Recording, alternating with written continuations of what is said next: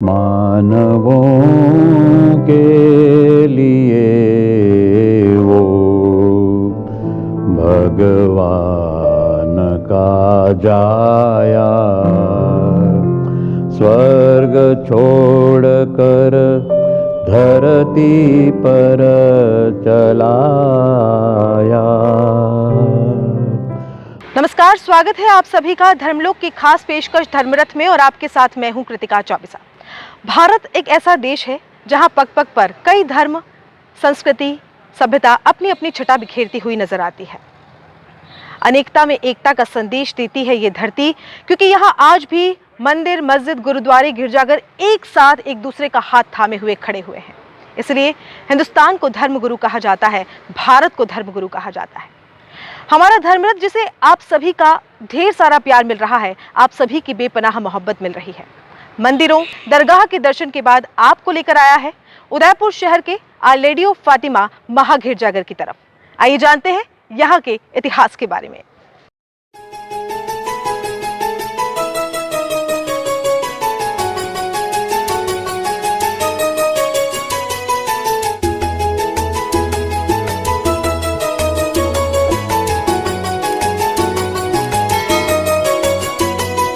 तेरा साथ इश्क मुझे अच्छा लगता है, इस झूठी दुनिया में तू ही सच्चा लगता है।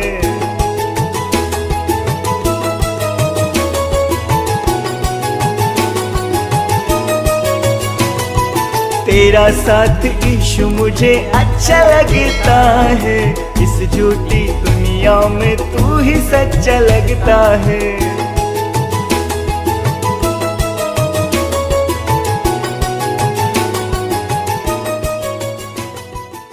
दुनिया को शांति और अहिंसा का संदेश देने वाले प्रभु यीशु, जो स्वयं परमेश्वर के पुत्र हैं, जो पतन हुए सभी मनुष्यों को मृत्यु तथा पाप से बचाने के लिए जगत में देह धारण करके आए थे। वे एक देह में प्रकट हुए ताकि वे पापी मनुष्य को नहीं बल्कि मनुष्य के अंदर के पाप को मिटा सके। उन्होंने इस पृथ्वी पर जो व्यक्ति पापी, बीमार, मूर्खों व सताए हुए का पक्ष लेते हैं, उनके बदले में अपनी जान देकर पाप की कीमत चुकाई, जिससे कि मनुष्य की जान बच सके। सर, ईसाई धर्म की बात करें तो क्या है ईसाई धर्म, उसके बारे में कुछ जानना चाहते हैं?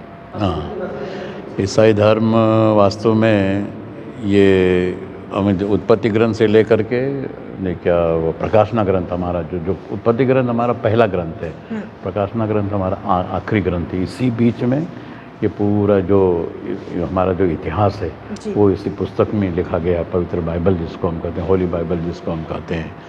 एंड ऑफ कोर्स प्रभु यीशु जो मेन जो आते हैं वो वही क्रिसमस, वही गिफ्ट है। मतलब गॉड बिकेम, ईश्वर ने संसार को इतना प्यार किया कि उन्होंने मानवों की खातिर अपने पुत्र को इस दुनिया में भेजा, ताकि वो दुनिया को दोषी नहीं ठहराए, किंतु उसकी मुक्ति करे। मतलब उसके लिए ये क्रिसमस सेलिब्रेशन हमारा होता है। और वास्तव में उसका जो यहाँ दुनिया में आना भी एक प्रकार से ईश्वर का जाया होता है। ईश्वर अपने आप को आकर के नष्ट कर देता है मानवों के खातिर। मैं गा सकता हूँ क्या उस गीत? हाँ जी, बिल्कुल। मानवों के लिए वो भगवान का जाया, स्वर्ग छोड़कर धरती पर चलाया। मानवों के लिए वो भगवान का जाया। तो वो ईश्वर अपने आप को नष्ट करता है मानवों की खातिर। क्योंकि जब ग्रंथ में आता है, जब आदम और हवा को ईश्वर ने बनाया तो उनके कहा था कि तुम मेरी आज्ञा मानना।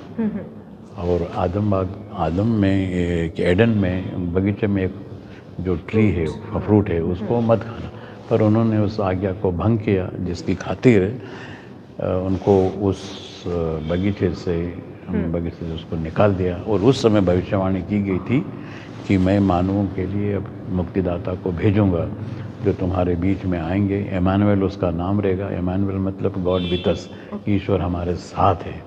तो ईश्वर हमारे साथ इस प्रकार आकर अपना तंबू गाड़ा, हमारे बीच में रहे। और उन्होंने मानवों की खातिर अपने आप को, वो दूसरा तस्वीर वो गांव-गांव में जाकर दुख तकलीफ सह करके क्रूस पर उन्होंने अपने आप को कुर्बान कर दिया। वो कुर्बानी दे करके उन्होंने इस हमारे मानवों की खातिर उसने सब दुख भोग भोजा ताकि मानवों की मुक्ति हो जी। और अपने पुनरुत्थान के द्वारा उन्हें यह सिद्ध किया कि मैं ही जीवन हूँ, मैं ही मार्ग हूँ, मैं ही सच्चाई हूँ। तो जो मुझ में विश्वास करेगा, जो मुझे स्वीकार करेगा, उसे अनंत जीवन प्राप्त होगा। ये उसका क्रिश्चियनिटी का, क्रिस्ती धर्म का एक मूल सार है। और कहते हैं कि प्रभु यीशु ने मात्र 30 वर्ष की उम्र में जन जागरण का कार्य शुरू कर दिया था। प्रभु यीशु से जुड़े कुछ संस्मरण हमें बताएं। तो 30 साल बाद, 30 साल तक तो वो किसी परिवार में ऐसा कुछ रहे। उसके बाद में उन्होंने अपना मुक्ति का जो कार्य शुरू किया, उन्होंने कहा कि पवित्र आत्मा मुझ पर छाया रहता है और पिता ईश्वर ने मुझे भेजा है ताकि मैं गरीबों की सेवा करूं, लंगड़ों को कान दूं, बहरों को, लंगड़ों को पैर सुधारूं, गूंगों को कान दूं, अंधों को दृष्टि दान दूं।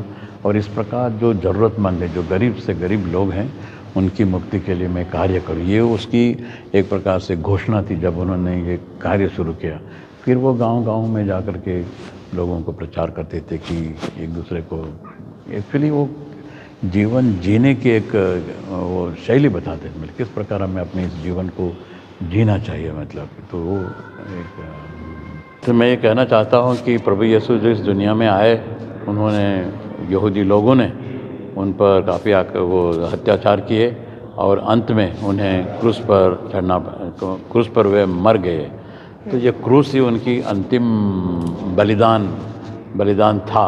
वही क्रूस हमारे लिए, हमारे क्रिश्चियों के लिए एक वास्तव में हमारा एक चिन्ह है, विशेष चिन्ह है, एक सिंबल है। और पूरे जो विश्व में हम क्रिश्चियन लोग जो हैं, इस क्रूस के कारण ही हम जाने जाते हैं, क्योंकि यह उनकी अंतिम इच्छा थी। और वो अंतिम इच्छा उन्होंने, जो प्रभु ने जो चाहा था कि मेरी दुनिया की मुक्ति के लिए तुम अपने आप को कुर्बान करना, तो कुर्बानी उन्होंने इस क्रूस पर दी।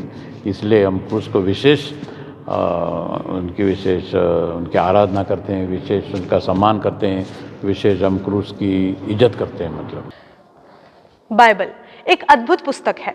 इसे विश्व की कई भाषाओं में अनुवाद और प्रकाशित किया गया है। बाइबल में लिखे अनमोल वचनों को सार्वभौमिक सत्य माना गया है, जिसने कई लोगों के जीवन को प्रभावित किया है।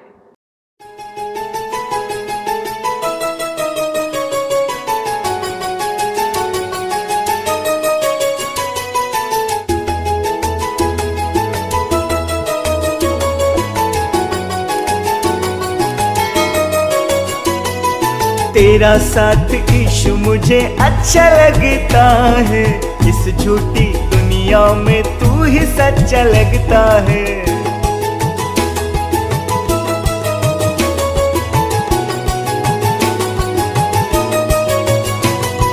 तेरा साथ यीशु मुझे अच्छा लगता है, इस झूठी दुनिया में तू ही सच्चा लगता है।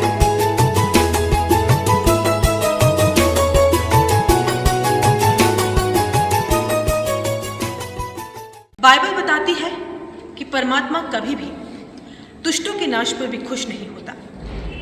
परमात्मा ने तो नर्क भी शैतानों के लिए बनाया है। मनुष्य खुद पापों की तरफ जाकर प्रभु को भी शोकित करता है। इसलिए मानव जाति के कल्याण के लिए, उन्हें पापों से बचाने के लिए परमात्मा ने प्रभु यीशु को इस धरती पर भेजा। बाइबल ईसाई धर्म का पवित्र ग्रंथ है, जिसमें 2 भाग हैं। पुराना नियम पहला भाग कहलाता है, जो कि यहूदियों के धर्म ग्रंथ तनक का ही संस्करण है। नया नियम दूसरा भाग कहलाता है। वह ईसा के उपदेश, चमत्कार तथा उनके शिष्यों के कामों का वर्णन करता है। बाइबल बताती है कि सभी प्रकार का गलत काम या अधर्म जो किसी को चोट पहुंचाए या अपने आप को नुकसानदायक हो, वह पाप की श्रेणी में आता है। यहाँ तक कि आत्महत्या भी सरासर पाप है, क्योंकि आप अपने नहीं हो, आपको परमेश्वर ने रचा है। इस पर परमेश्वर का अधिकार है, न कि हमारा। देखिए, हमारा विश्वास है कि इसमें 2 भाग है, पुराना टेस्टामेंट और नया व्यवस्थान है। ईसाई लोग मानते हैं कि जो कुछ पुराने टेस्टामेंट जो लिखा है, भविष्यवाणी जो की है वहाँ पर, वो पूरी होती है जब यीशु संसार में आता है। और सब इसकी भविष्यवाणी, जैसे वो हमें बचाएगा, एक राजा आएगा, शासन करेगा, सुख और शांति फैलाएगा, ये पूरा पूर्ण होता है जब यीशु संसार में आते हैं। तो it's like a fulfilment of the पुराना टेस्टामेंट, जो हिब्रू में जो यहूदी लोग मानते हैं। पुराना टेस्टामेंट तो यहूदी लोगों का है और नया टेस्टामेंट हम कहते हैं ईसाई लोगों का है। लेकिन ईसाई लोग आज काफ़ी मानते हैं कि पुराना टेस्टामेंट हमें भी पढ़ना है, क्योंकि काफ़ी पहले कुछ बातें की थी ऐसे यीशु के आने के पहले। तो इसलिए कुछ आजकल लोग काफ़ी ध्यान देते हैं पुराने टेस्टामेंट पर भी पढ़कर देखना, हाँ ये तो 2000 साल पहले ही भविष्यवाणी की थी और बाद में 2000 साल के बाद ये भविष्यवाणी पूरी हुई है ऐसे। So that is something nice, something the full the Bible gives you like is a thing, कोई एक ऐसा ग्रंथ है जिसने पूरे संसार को प्रभावित किया है ऐसे। जी। कोई एक जगह नहीं है जहाँ बाइबल ने लोगों को प्रभावित नहीं किया है। और एक ऐसा इंसान है यीशु जिसने किसी को कहते हैं कि सबको प्रभावित किया है। Is a very one of the most powerful figure in the history of Mankind who has affected the भूत में, वर्तमान में और भविष्य में भी करेंगे, क्योंकि हमारा विश्वास है कि ये ईश्वर है, ईश्वर का पुत्र है। सर, जब भी हम प्रभु यीशु की क्रिसमस की बात करते हैं, ईसाई धर्म की बात करते हैं, तो जहन में क्रिसमस ट्री और सेंटा क्लॉज ये सारी चीज़ें आती हैं। क्या महत्व है क्रिसमस ट्री का और सेंटा क्लॉज का? देख, संदेश तो मुख्य संदेश है यीशु का ऐसे। जी। तो यीशु का अनुसरण करने वाला सेंट निकोलस भी था ऐसे। वो टर्की में करीब 3री शताब्दी का है ऐसे। वो एक बिशप स्वामी था वहाँ पर टर्की डायसिस में, और वो मदद करता है जो बच्चों को, खास करके जो एक विडोवा था ऐसे, उसके पास 3 लड़कियाँ थी ऐसे, कैसे इसको शादी करूँ ऐसे। शादी करने के लिए उसके पास पैसे नहीं थे, तो बोलते अभी दूसरा काम है, उसको ज़िंदा रहना है, उनको प्रोस्टिट्यूशन में डालूँ ऐसे। तो सेंट निकोलस क्या करता है, वो आदमी पैसे लेने के लिए तैयार नहीं है, तो दूर से एक पैकेट में क्या सोना भेज देते, सोने के सिक्के डालता है और वहाँ पर फेंक देता है। और फेंकने के वो कहते हैं वो स्टॉकिंग में गया ऐसे वहाँ पर। तो उनको एक सहारा मिल गया कि उनको बने एक प्रोस्टिट्यूशन से उनको बने अपने 3 लड़कियाँ बच गई ऐसे। फिर निकल वहाँ वो हमेशा, वो कहते हैं हमेशा वो बिशप ऐसा था कि लोगों को बचाता था, लोगों को मदद करता था, जो दीन दुखी लोग हैं उनको वास्तव में आर्थिक सहायता देकर उनको बचाता था। So that's why Santa Claus is come. Okay, Santa Claus बाद में यूरोप में गया है, तो बाद में दाढ़ी वाला आ गया है, फिर वहाँ कहते हैं नॉर्थ पोल से आता है। वो तो all the people who want to enjoy, want to celebrate Christmas that way. That's why now Santa Claus come in a different form. It is a later development. It is not the first development. First development just a Nicholas of Turkey. It is of that area. It is. माना जाता है कि प्रभु यीशु का जन्म 4 ईसा पूर्व बैतलहम में Mary और Joseph के घर हुआ था। कहते हैं कि उनके पिता और यीशु बढ़ाई थे और मात्र 30 वर्ष की आयु में प्रभु यीशु ने जन जागरण का कार्य शुरू कर दिया था।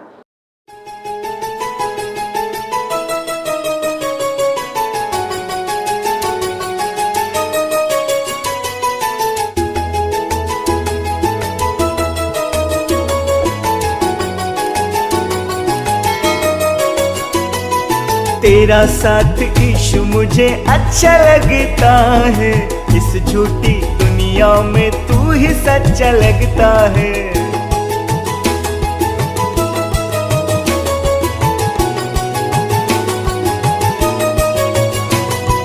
तेरा साथ यीशु मुझे अच्छा लगता है, इस झूठी दुनिया में तू ही सच्चा लगता है।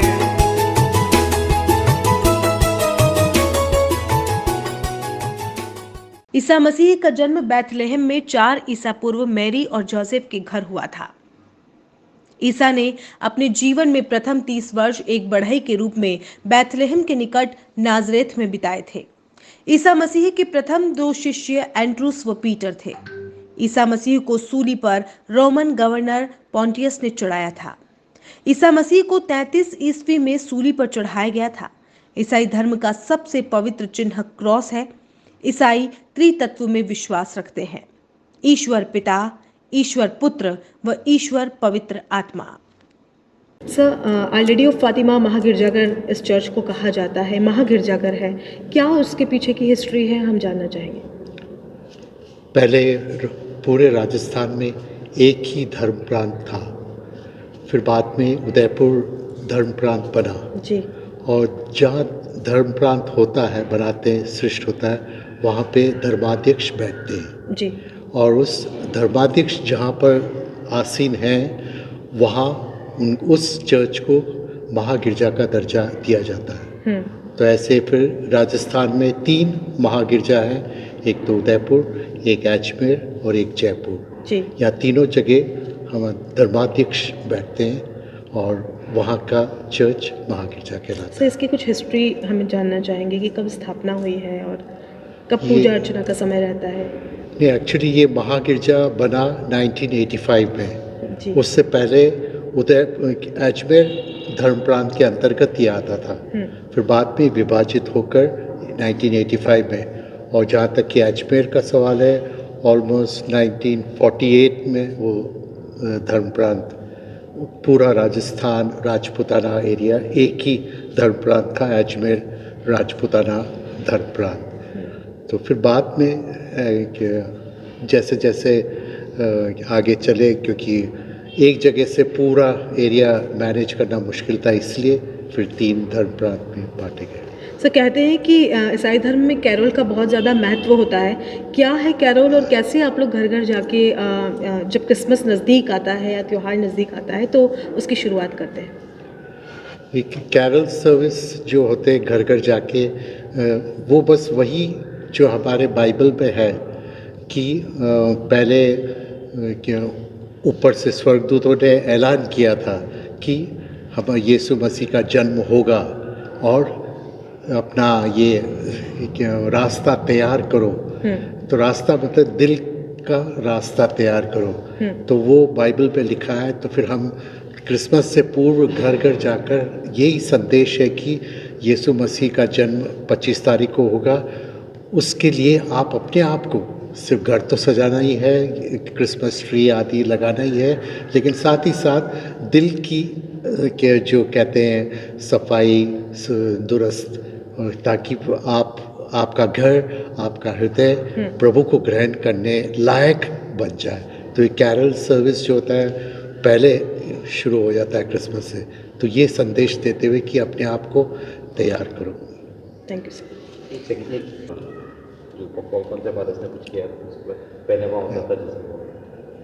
ये 1954 में कुछ फ्रेंच फादर्स यहाँ पे आए थे जी। और फिर उस टाइम यहाँ का कि चर्च एस्टैब्लिश करने के लिए आए, लेकिन उन्होंने देखा कि जहाँ तक कि शिक्षा का सवाल है बहुत ही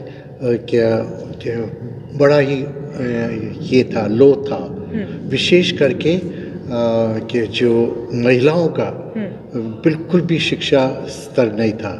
तो वो जो बिशप थे उस टाइम के बिशप, अजमेर के बिशप, उनकी बहन ये सेंट मेरिस की सिस्टर थी जी।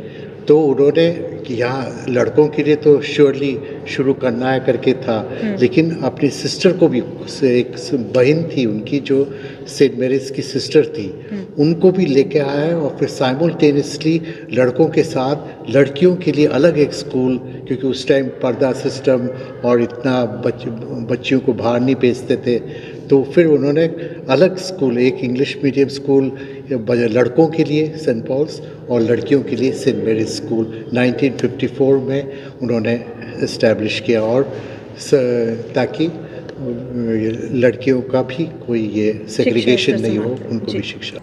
प्रभु यीशु जिन्होंने ये संदेश दिया था कि जो दूसरों के जीवन में खुशियां बांटता है, परमात्मा उसके जीवन को खुशियों से भर देता है।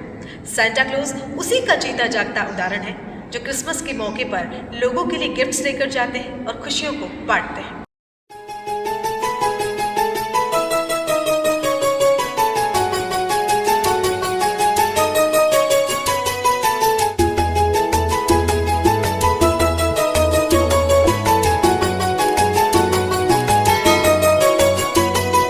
तेरा तेरा साथ ईशु मुझे अच्छा लगता है, इस झूठी दुनिया में तू ही सच्चा लगता है।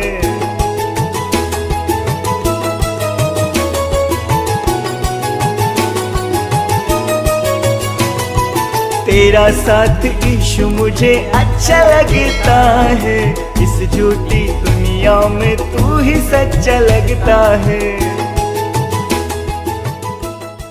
ईसाई क्रॉस को पवित्र धार्मिक चिन्ह मानते हैं। ईसा मसीह को यहूदियों के द्वारा हाथों, पैरों और शरीर के अन्य भागों में कील ठोककर क्रॉस पर लटकाया गया था, जिससे उनकी मृत्यु हुई थी। इसी वजह से ईसाइयों में क्रॉस को पवित्र माना जाता है। उदयपुर में आज की तारीख में 18 चर्चेस यूसीएफ के अंडर में है। यूसीएफ मतलब उदयपुर क्रिश्चियन फेलोशिप, जो एक तरह का एसोसिएशन है पूरे क्रिश्चियन समाज का, जो उदयपुर में है। मुख्य चर्च अगर आप देखें उदयपुर के, तो रोमन कैथोलिक चर्च जहाँ पर अभी हम हैं, जिसको our lady of Fatima cathedral के नाम से जाना जाता है, वह है। इसके अलावा एक सीएनआई चर्च है प्रोटेस्टेंट्स, जहाँ पर जिस सेगमेंट को प्रोटेस्टेंट कहा जाता है, तो उस चर्च में वो सीएनआई चर्च है, उसका नाम शेपर्ड मेमोरियल चर्च के नाम से जाना जाता है और चेटक में स्थित है। वो सबसे पुराना चर्च है जो ब्रिटिश काल में बना था, और वो आपने देखा ही होगा चेटक की तरफ है। उसके अलावा एक राजस्थान पेंटिकॉस्टल चर्च है जो रानी रोड पर स्थित है, और एक है चर्च सेंट ग्रेगोरियस। उसके अलावा मार्थोमा चर्च, और ऐसा करते करते आज की तारीख में हमारे पूरे उदयपुर क्रिश्चियन फेलोशिप में 18 चर्चेस साथ में है। सबका अपना अपना तरीका है फॉलो करने का।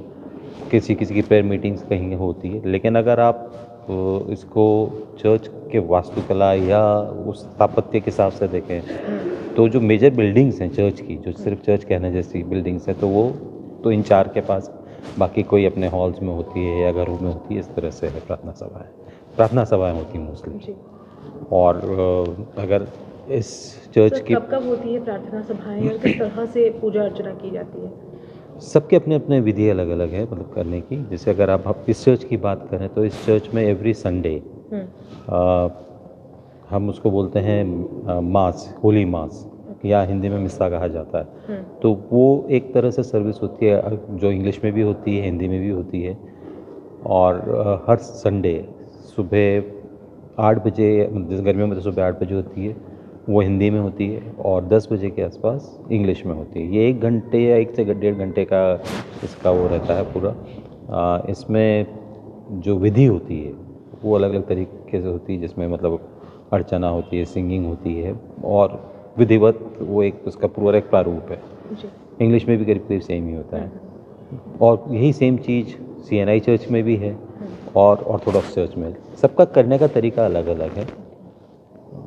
और कई जगह पर जो सिंपल प्रेयर मीटिंग्स होती हैं, तो उनकी हो सकता है विधि ना हो, वो 1 घंटे की पूरी प्रेयर मीटिंग्स होती हैं, या वो आराधना करते हैं एक जगह बैठ के। तरीका सबका कभी करीब करीब सिमिलर है, लेकिन करने के तरीके जो है वो थोड़ा डिफरेंट है। क्रिसमस पर हर संडे को कैंडल जलाने की रीत निभाई जाती है, जहाँ 4 कैंडल्स यहाँ पर रखी गई हैं, जो love, peace, hope and joy के लिए कैंडल्स को जलाया जाता है। साथ ही ये वाइट कैंडल जो होती है, this is the form of purity.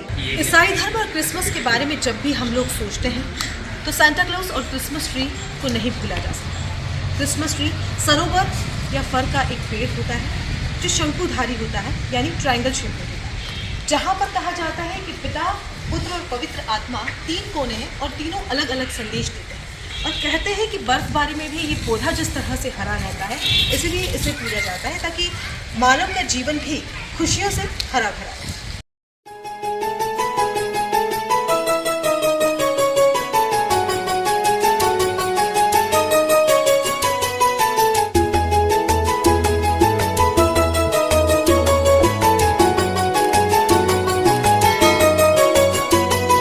तेरा साथ ईशु मुझे अच्छा लगता है, इस झूठी दुनिया में तू ही सच्चा लगता है।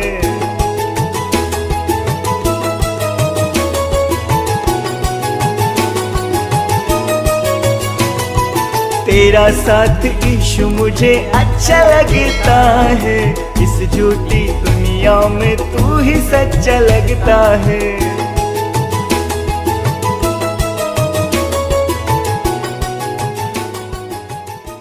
प्रभु यीशु जिनके जन्म को लेकर कई सारी चीज़ें लोगों के मन में होती हैं, वो जानना चाहते हैं, तो किस तरह से वो कहानी थी और कैसे उनका जन्म हुआ था? कहते हैं कि एक अस्तबल में उनका जन्म हुआ था और कोई जगह नहीं मिली। एक गौशाला में, बैतलहम की गौशाला में उनका जन्म हुआ था। और जिस समय उनका जन्म हुआ उस समय स्वर्गदूत ऊपर से आसमान से आए और वहाँ पे कुछ चरवाहे थे जिनको उन्होंने बताया कि बैतलहम जाइए और वहाँ पे आपका मुक्तिदाता का जन्म हुआ है। तो वो बड़े खुश होकर वहाँ पहुँचे और एक सितारा आसमान में चमका जिसमें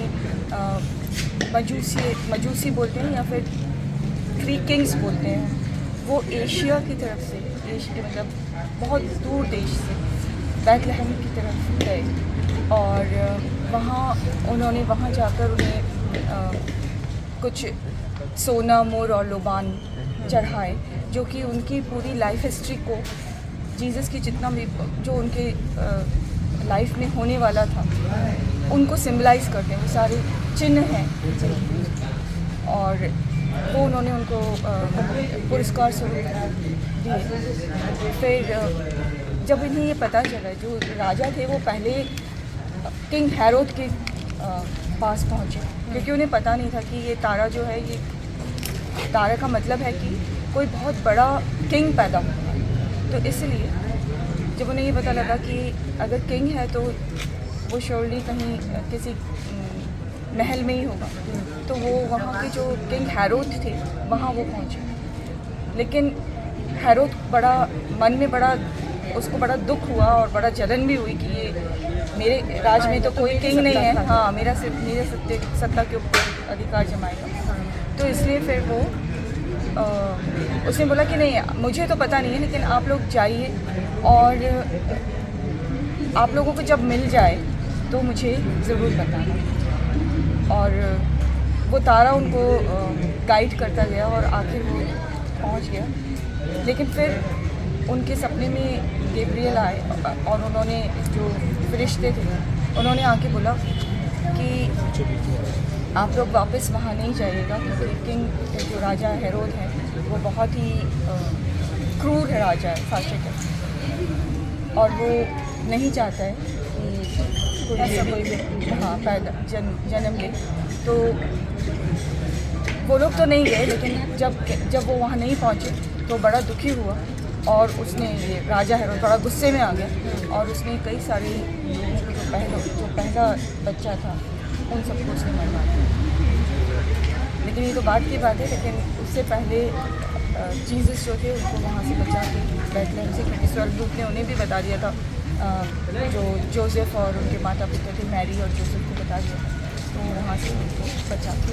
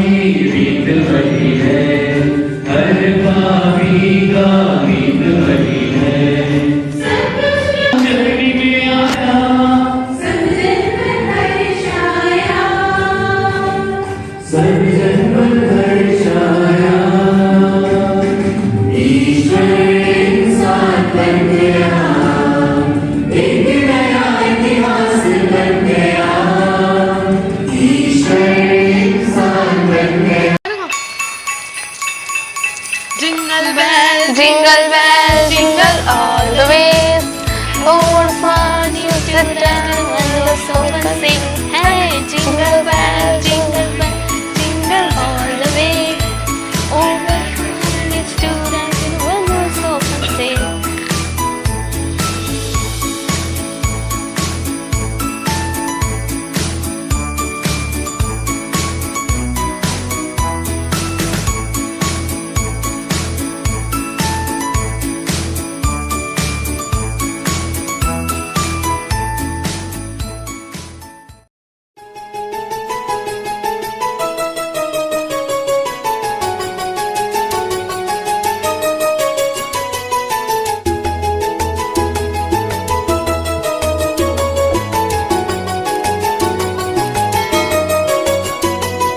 तेरा साथ ईशु मुझे अच्छा लगता है, इस झूठी दुनिया में तू ही सच्चा लगता है।